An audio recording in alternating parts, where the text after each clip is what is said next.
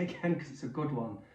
So again, how many times have you been sat as a passenger in a car or even driving a car, and before you know it, you got to your destination and you don't really know how you got there. You couldn't describe the journey that you've just been on, not really, not with any detail. It was living in autopilot, living in this kind of zombie-like fashion where we're not engaged with life.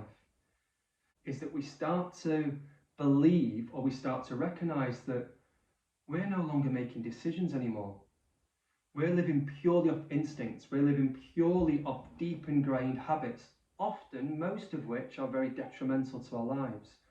The way we react to certain situations or certain people, the foods that we eat, the snacks that we have. Another clear example, how many times have you just gone to the fridge for no real apparent reason, and then you're eating something that you didn't really want to eat, you didn't really need to eat, and often it makes us feel bad to eat, and you don't know why you want those things, or you're unsure why you want those things. Is it extreme thirst? Is it that you're really hungry? Is it that you skipped lunch? Or is it because you've just received a text that made you feel a little bit emotional, you've just seen something on social media, or you've just seen an advert? So outside of the esoteric and mystical aspects and connections to the practice, the two things that I would say to take from the practice are that they are teaching you to become more aware, more present in the moment, more connected with what you are doing, what you are feeling, what you are experiencing.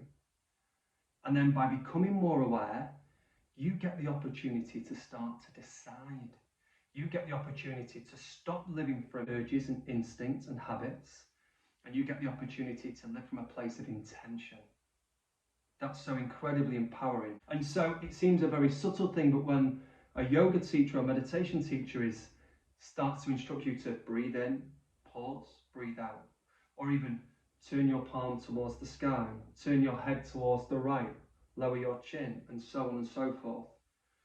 What they're really doing is that first stage of awareness. They're getting you to focus now, be in this moment, be present now, be engaged now. A good teacher will take you further. Once they feel that they've started to hone the mind, they will get you to step into that experience, to get you to feel what it's like when you turn the palm down or turn the palm up, what it physically feels like, what the sensations are when you start to breathe in. Because that is getting you to really invest in the momentary experience instead of just being told what to do. And then the third thing that we can offer as teachers, that a good teacher does, they get you to then go from start to drop into this place of intent. So you choose where and when to lift your hand. You choose where to place your hand or your feet or your chin. And again, that seems something that's very little and very subtle, but if you practice it consistently and frequently, we know from the advent of all the work that's been done with neuroscience that any persistent, consistent learned behaviour by a human can start to change the physiology of our brains.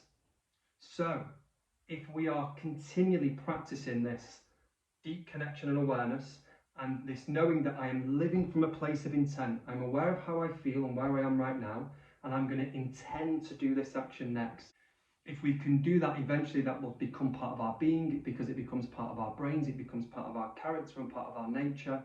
You have an opportunity of choice within the practice and within your life. And that means that you set more positive intentions and that there's more authority behind those intentions, because just as you can choose to turn your palm up and fully experience that, you can set an intention to choose to do pretty much anything in your life.